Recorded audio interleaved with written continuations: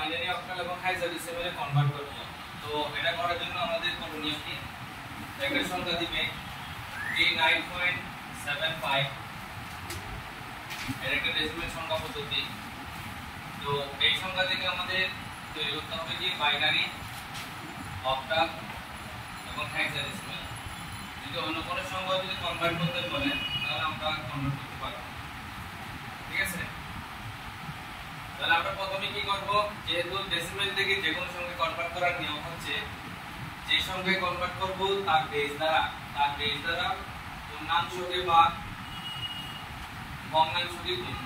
যদি অক্টাল করি পূর্ণাংশকে 8 দ্বারা ভাগ, ভগ্নাংশকে 8 দ্বারা গুণ। আর হেক্সা করলে 16 দ্বারা ভাগ, 16 দ্বারা গুণ। আর যদি আমরা বেস যদি 5 ধরি তাহলে কি হবে, 5 দ্বারা ভাগ এবং 5 দ্বারা গুণ হবে, ঠিক আছে। তাহলে আমরা ডেসিমেল থেকে বাইনারি অক্টাল এবং হেক্সাডেসিমাল যদি করি, আবার বলতেছি যদি আমরা ডেসিমেল থেকে বাইনারি অক্টাল হেক্সাডেসিমাল রূপান্তর করি তাহলে প্রথম অংশটাকে আমাদের কি করতে হবে, যে বেসে কনভার্ট করব ওই বেস দ্বারা ভাগ, ঠিক আছে, এবং দশমিকের পর অংশটাকে ওই বেস দ্বারা গুণ করতে হবে। আমাদের ক্যালকুলেটর আছে, সেটা ক্যালকুলেটর দাও। তাহলে প্রথম অংশ হচ্ছে কি পূর্ণাংশ, পূর্ণাংশের ক্ষেত্রে তাহলে আমাদের এখানে একটা মানকে যেমন 39 এটাকে ভাগ করতে হবে কত দ্বারা, যেহেতু বাইনারি করতেছি তাই 2 দ্বারা ভাগ। তারপর কি বের করব, ভাগ শেষ। 39 এর নিচে এখানে যে মানটা বসাবো এই জায়গার মানটা হচ্ছে ভাগফল, আর যাকে এটা হচ্ছে কি যাকে ভাগ করব আর যেটা দিয়ে ভাগ করব। ভাগ করার পর অবশিষ্ট মান যেটা থাকবে সেটা ভাগশেষটা বসবে, ভাগশেষের ওই জায়গায়। 39 কে আমরা যদি 2 দ্বারা ভাগ করি কত আসে, 19.5। দেখো 19.5, 19 টা কি ভাগফল, 0.5 টা কি ভাগশেষ। তাহলে 19 এটা ভাগফল বসবে, আর 0.5 যে মানটা দেওয়া আছে তাকে যে বেস দ্বারা ভাগ করছে ওই বেস দ্বারা গুণ করব। কত কত আছে, 0.5 কে 2 দ্বারা গুণ করে কত আসে 1। তাহলে ভাগশেষ হবে কত 1। আবার যদি 19 কে 2 দ্বারা ভাগ করি কত আসে 9.5।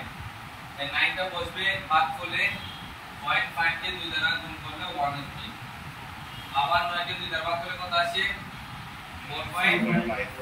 4.5 টা বসবে এখানে, 0.5 কে 2 দ্বারা গুণ করলে কত আসবে 1। আবার 2 দ্বারা যদি 4 কে ভাগ করে কত আসে 2। আর ভাগশেষ কত আসবে 0। কেন, কারণ দশমিকের পর কোনো মান আসে না। তারপর 2 কে 2 দ্বারা ভাগ করলে কত আসবে 1, ভাগশেষ কত আসবে 0। 2 আবার 1 কে 2 দ্বারা 1 কে 2 দ্বারা ভাগ করলে কত আসবে, তাহলে এখানে আসবে 0.5, কত আসবে 0.5। তাহলে 0 টা বসবে, 0.5 কে 2 দ্বারা গুণ করলে কত আসবে 1, ঠিক আছে। এতটুকু দেখা যায় কিনা দেখো তো একটু এই অংশটা, ঠিক আছে। ওকে, তাহলে এখানে এই নিচ থেকে এটা आंसर হচ্ছে এভাবে, এটাকে বলা হয় MSB, এটাকে বলা হয় MSB, এটাকে বলা হয় কি এই অংশটার নাম হচ্ছে LSB। MSB মানে হচ্ছে মোস্ট সিগনিফিকেন্ট বিট, আমরা বলতে পারি অধিকতর গুরুত্বপূর্ণ বিট, আর লেস মানে হচ্ছে কম গুরুত্বপূর্ণ বিট, ঠিক আছে। লেস মানে কি কম গুরুত্বপূর্ণ বিট, লেস সিগনিফিকেন্ট বিট।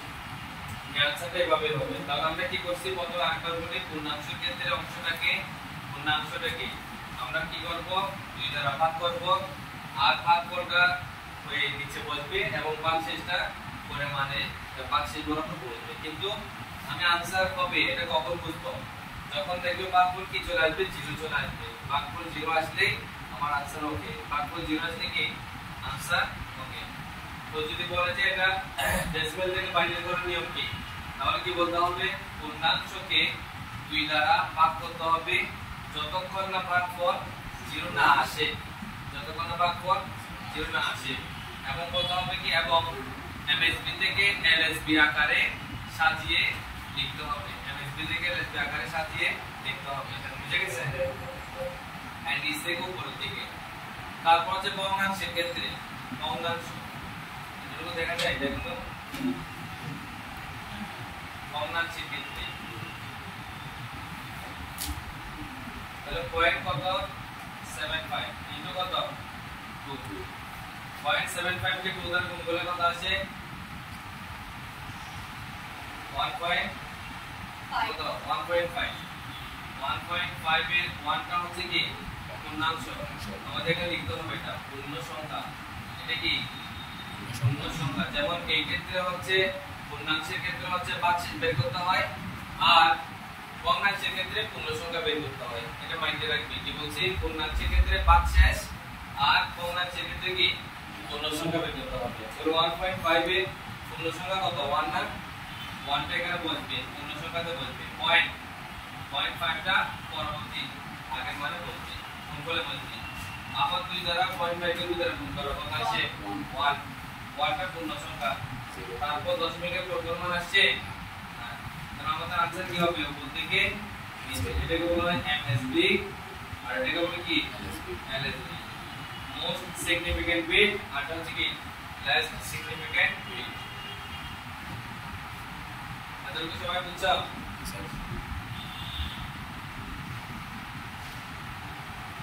এখন আমরা এটার आंसर কিভাবে বের করব आंसर বের করব কিভাবে आंसरটা লিখব কিভাবে आंसरটা লিখব এটুকু লেখা হলে আমরা এই অংশটা মুছে দিচ্ছি না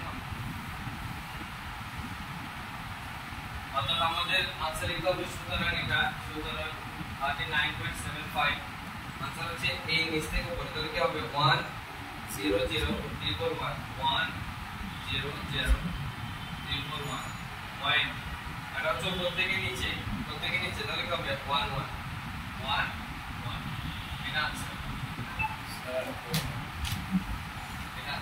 স্যার এটা হচ্ছে পূর্ণসংখ্যা বলছেন না পূর্ণাংশ এটা পূর্ণসংখ্যা বলছেন না এটা পূর্ণাংশের ক্ষেত্রে পূর্ণ সংখ্যা বের করব আর পূর্ণাংশের ক্ষেত্রে ভাগশেষ বের করব आंसर হবে এখানকার ভাগশেষটা হচ্ছে आंसर আর এখানে পূর্ণ সংখ্যাটা आंसर ভাগশেষের ক্ষেত্রে হচ্ছে নিচ থেকে উপরে আর ভগ্নাংশের ক্ষেত্রে ছোট থেকে নিচে বুঝে গেছে ভাগশেষ যেটা আছে পূর্ণাংশের মধ্যে একদম आंसर হ্যাঁ তাহলে এখন দেখো 0.75 কে 2 দ্বারা গুণ করলে আসছে 1.5 হ্যাঁ 1.5 আর এই এখানে 1.5 এর 1 টা বসবে পূর্ণ সংখ্যা 0.5 টা হচ্ছে ভগ্নাংশ তো ভগ্নাংশ বসবে কোথায় গুণ করে আর পূর্ণ সংখ্যা বসবে কোথায় পূর্ণ সংখ্যার দিকে তারপর 0.5 টা 2 দ্বারা গুণ করলে 1 এর পূর্ণ সংখ্যা এই যে পূর্ণ সংখ্যা এখানে বসবে 10 মিনিটের পরে তো কোনো মান পাই নাই তাই জিরো বসবে ঠিক আছে তো এটাকে আমরা বুঝবো কিভাবে যে आंसर হচ্ছে যখন দেখবি কি গুণফল 0 চলে আসবে কি আসবে